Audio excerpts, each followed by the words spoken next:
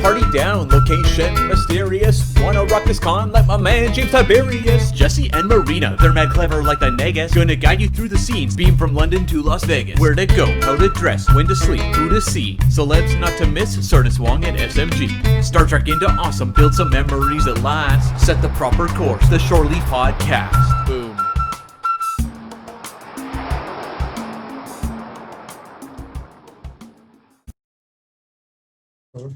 It should pop up as a live on Zoom or something. Oh, sorry, on Facebook. It usually takes some time to. I haven't publicized it on Facebook, but I will. If you send me the link or I get the link or whatever, tag me, you know. Yeah. All right, Marina, you are ready in. All right, and here we are. Still, hold on. And we're live on Facebook, yes. And welcome everyone to episode 69 of Shore Leave, your Star Trek Convention Community Podcast. I am Marina Kravchuk, one of your co-hosts, and with me is... I am Jesse Okendo, your other co-host, and I'm from Atlanta, Georgia. And we couldn't do a grand introduction or grand entrance, but we have with us the wonderful and fantastic Chase Masterson. Chase, thank you so much for joining us. Thank you so much, Jesse and Marina. It's great to see you two as always. Great. So fantastic. We kind of wanted to chat with you a little bit. So, we do the convention podcast, and I had mentioned to you, maybe let's get something together because we've been to Star Trek Las Vegas together and on the cruise twice. You're the only reason I've gone to a pajama party. So, I feel like we share that. But thank you. We kind of talk about that and then talk about your projects that you're working on now. So I'm going to turn it over to Marina, who asks all the good questions. I just like that. Since we're, as a convention podcast, we're basically, in a way, forced to roll with the current situation, which is that the Star Trek fandom, as the way it's expressed in the convention scene, is pretty much virtual 100% at the moment. So I know that you have done actually several panels via Creation. I know I attended one that you did through Stageit website, and I know you had the panel via San Diego at home, just now, San Diego Comic-Con at home. Yeah. So can you please just talk briefly a little bit about your own experience? Like, what do you think about this whole thing? Having virtual communication with fans rather than the usual autographs, photo ops, Q&A panels. That's a great question, Marina. Thank you so much. The best thing about being in touch with fans is always when you can do it live. And yet, the wonderful thing about the virtual conventions and why I'm so excited about the one coming up this Saturday for Unbelievable and Comic-Con at Home, etc., is that they're inclusive and open to everyone. So you don't have to have the $500 for the airfare and another $500 for the hotel at least, and then another $500 for the, entrance and autographs. Yeah. Everybody gets to be here and talk with their favorite actors and learn more about, the projects, the current project, whatever it is. It's wonderful in that we get to be in touch during this time. It's the best we can do with the pandemic. We all need support and encouragement and contact with other people, and this is really the safest way to do it. So I think these are fantastic, and I love being a part. And it helps me as a fan too, because I think when I go to a convention or see you on TV or whatever, I don't know the work that goes behind that, but even the little bit that we have to do to produce a virtual anything as podcasters, I'm like, okay, so if I multiply that by 100, that's the work you're putting in that I don't see. So yeah. I've gained a new appreciation for, is your mic on? and that kind of stuff. So yeah. It's been interesting. I so completely agree. I think speaking of which, one thing is I think my house is on a slant, so I think better. Stuff like that, like, hi, I'm here to do a podcast today. Wait. The light and sound, I mean, we've had issues, but I digress. This, there's still a wonderful element of here we are in our own homes or offices, getting to talk with you guys, sitting on your own couch, and it's fun and close in its own way. Yeah, absolutely. I mean, this is something that I find very heartening, that, being basically locked into my 4 little walls for nearly 5 months now, I still have pretty much continuous connection to other fans Yeah. and to the guests at various events that I got to attend over the past months. It's a wonderful thing that, you know, the Trek fandom is very much kicking and screaming and doing its thing. Yeah. We have an interesting, you know, it almost feels like a slump after San Diego because there's just so much content that was moved out within the past week.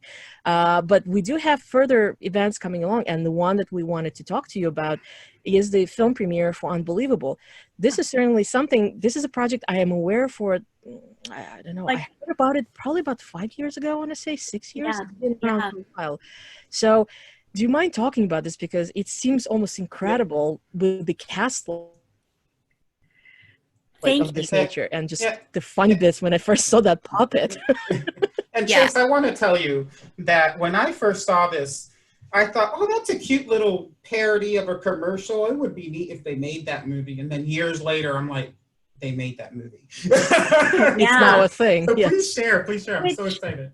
Which, hey, I mean, if you want to talk about difficult making something, I mean, this movie is independent. It's not studio financed or backed. And much like, as you and I were just saying about making a podcast or doing a virtual panel, doing a film over the course of several years, because that's how the money comes in, is very common. I mean, it takes a lot of independent films a long time to shoot and get finished. And in this case, they had they added other opportunities for the cast as they went along and wrote in different roles. And you know, there's a lot of progression in this project, and that often takes a period of years. So I just have to commend Angelique Fawcett and the director. She's a producer. She's also an actress in the movie, and she's just wonderful. And I want to also commend Stephen Fawcett for, I also want to commend Stephen Fawcett for being,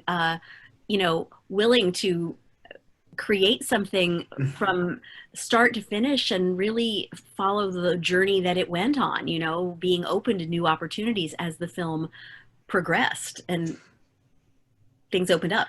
Yeah, I'm curious. So, how did you get involved in this? Was that basically did they decide from the get-go, let's reach out to as many Star Trek actors as possible and kind of make this a feature, you know, that kind of extensive Trek presence, or was that just something that accumulated a little by little?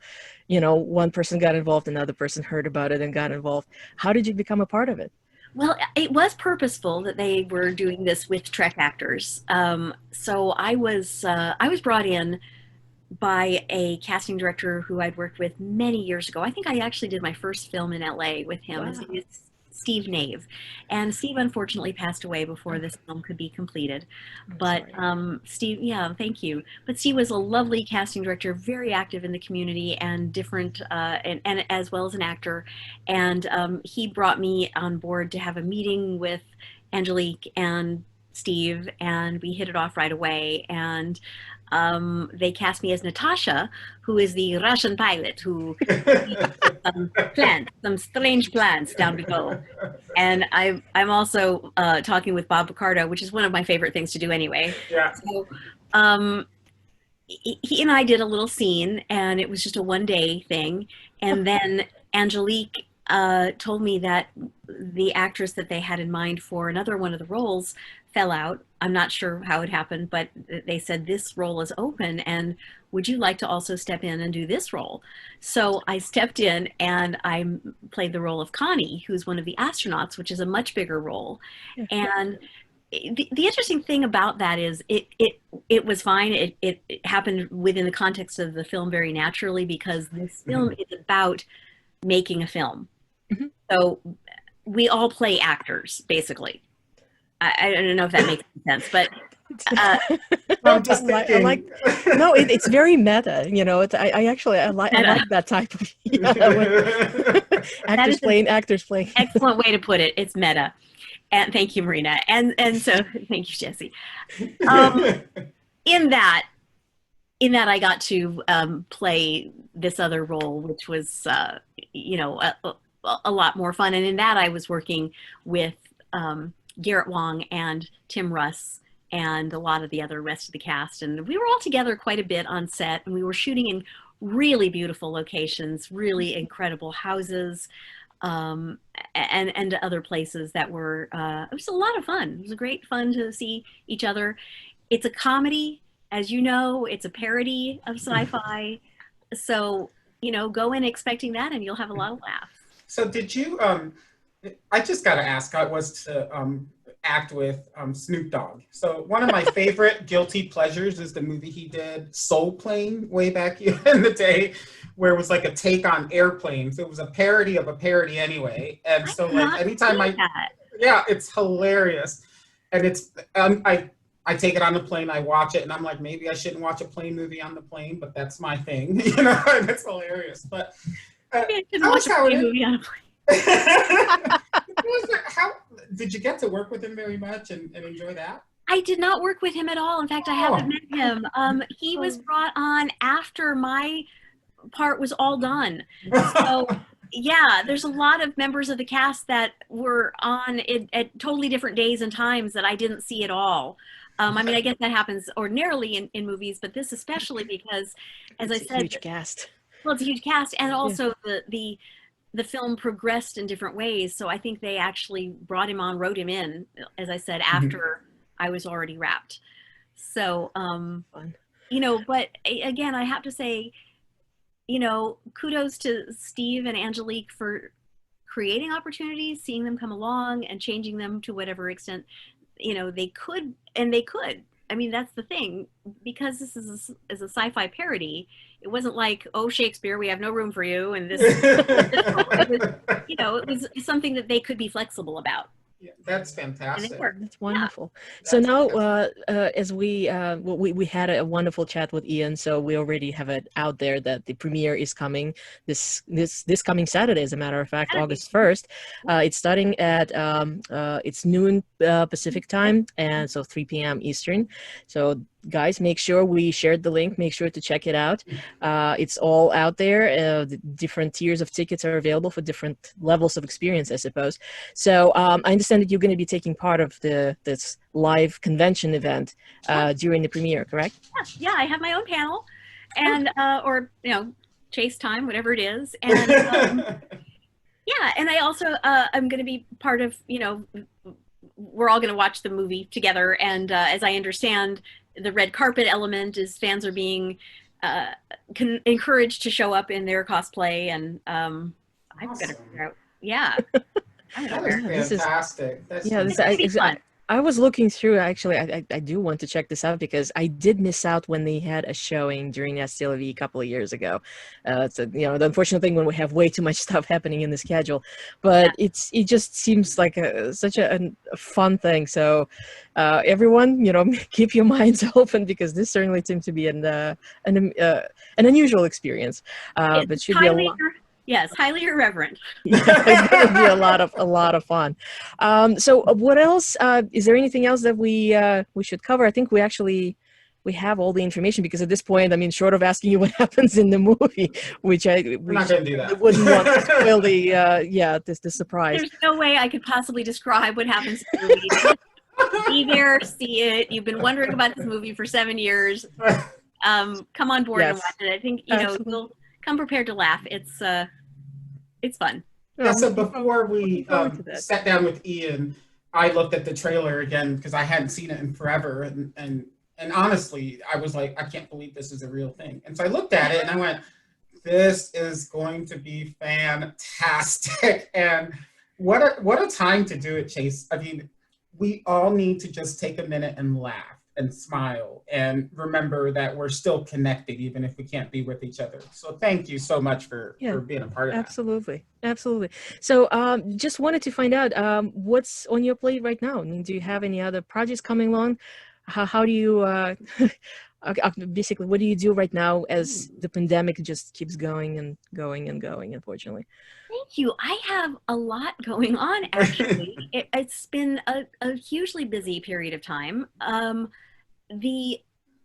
don't want to take attention away from Unbelievable, because that's what the thing is today. Maybe another time I could come back and talk about other movies, but I have 3 other movies coming out this year, and all 3 of them I'm also very proud of. So That's a lot of fun, and I'm excited about Unbelievable, and we can just leave it at that for now.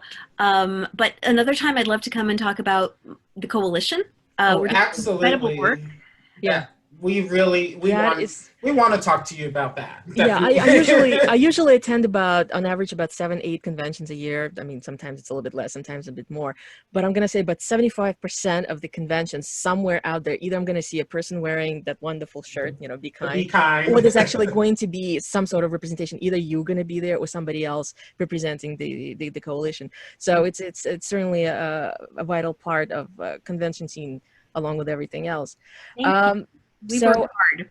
this yeah, absolutely, it would be wonderful to have you again so we can talk Yeah. about other things. Yeah. Let's Yeah, say focus on Unbelievable for now, but let's also just let's make a time to talk later about some of the other real world work we're doing. I'm very proud of it.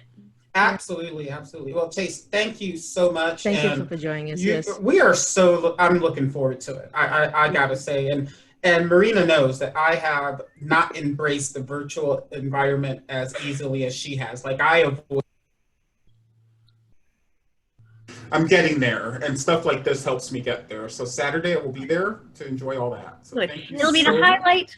Good. The highlight of the coronavirus pandemic season. I'm sure. I'm sure.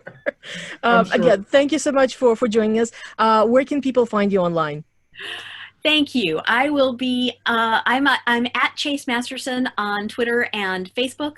Chase Masterson page on Facebook, and there's also a Chase Masterson fan club. I'm grateful to say I have a wonderful core team still that's doing great things for the world, and also on so Twitter we said that at Chase Masterson, and then Instagram it's Chase Masterson. Who can?